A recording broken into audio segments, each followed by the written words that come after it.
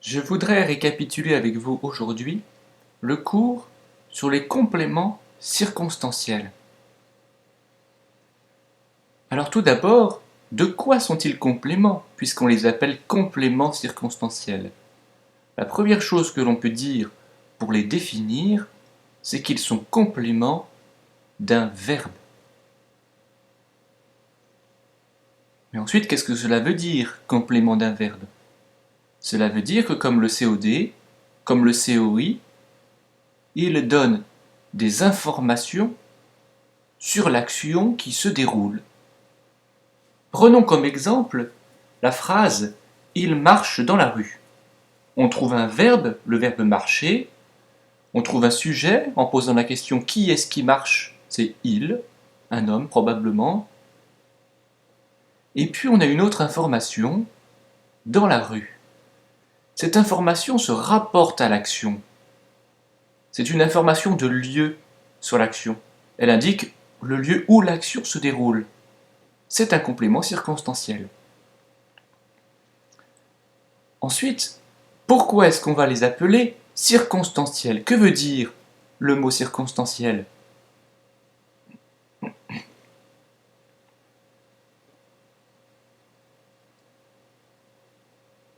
Si on décompose le mot, on retrouve au tout début le préfixe kirkum qui veut dire autour de. Alors en quoi est-ce que cela nous aide? Tout simplement parce qu'on retrouve ce préfixe également dans cercle ou dans cirque. On le retrouve encore dans circulaire ou dans circonférence. Il y a à chaque fois une idée de cercle, une idée de autour de la circonférence, c'est le tour du cercle. Alors que veut dire circonstanciel comme on a circonférence? Cela veut dire que les compléments circonstanciels donnent des informations sur ce qui se passe autour de l'action.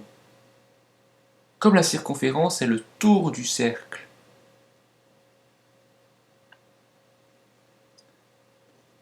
Prenons un exemple.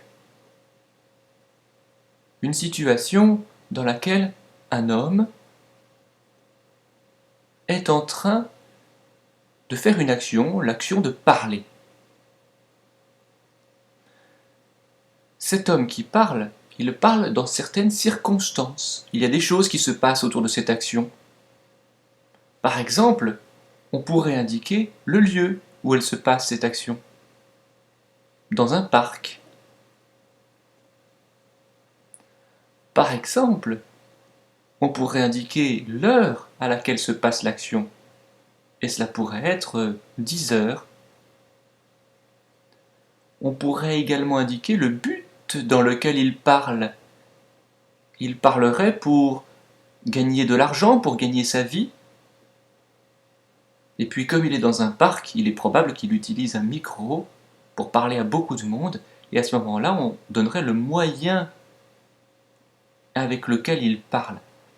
Le temps, le lieu, le moyen, le but, tout cela, ce sont des informations autour de l'action, des compléments circonstanciels.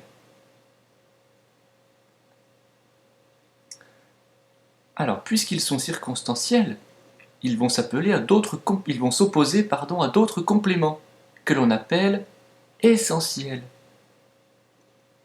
Et ces compléments essentiels, vous les connaissez déjà. Prenons l'exemple de « il dit ». Est-ce que c'est une phrase correcte? Non. Il manque ce qui est dit, ce qui est passif dans l'action.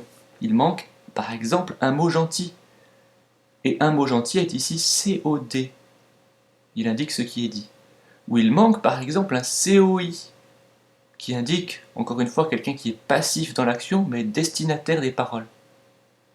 Donc le COD et le COI sont des compléments essentiels. On ne peut pas les supprimer.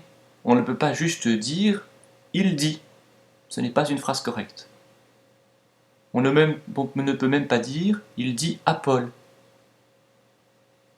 Et on ne peut pas non plus les déplacer. On ne peut pas dire « un mot gentil, il dit ». Voilà ce qu'on doit appeler complément essentiel. Et maintenant, par opposition à ces compléments essentiels, les compléments circonstanciels donnent des informations qui sont intéressantes et très bonnes dans les expressions écrites, mais qui ne sont pas essentielles grammaticalement. Reprenons la phrase, il dit un mot gentil à Paul. Il peut y avoir un but de cette action de dire, pour lui faire plaisir. Il peut également y avoir une cause, parce qu'aujourd'hui précisément, c'est son anniversaire. Ou il peut y avoir un moment où on dit cette action, le jour de Noël. Eh bien, on se rend compte que toutes ces informations peuvent tout à fait être supprimées. La phrase reste correcte. Il dit un mot gentil à Paul, reste correcte, même si on enlève toutes ces informations. On peut également bouger ces compléments à l'intérieur de la phrase, les déplacer. Alors dans il dit un mot gentil à Paul, on peut ajouter une information intéressante que c'est pour lui faire plaisir.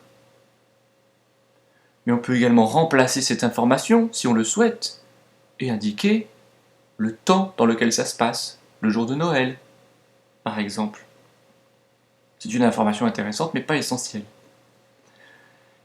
Et cette information, puisqu'elle n'est pas essentielle, on peut la mettre avant.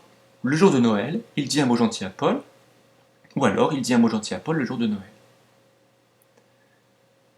Pour résumer les compléments circonstanciels, on se rend compte donc qu'ils donnent des compléments, ils donnent des informations, sur l'action, puisqu'ils sont compléments d'un verbe, et ces informations ne sont pas nécessaires, puisqu'ils sont circonstanciels.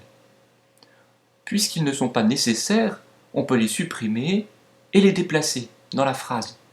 Et ils s'opposent donc au COD et au COI, qui sont des compléments essentiels que normalement on ne peut pas supprimer.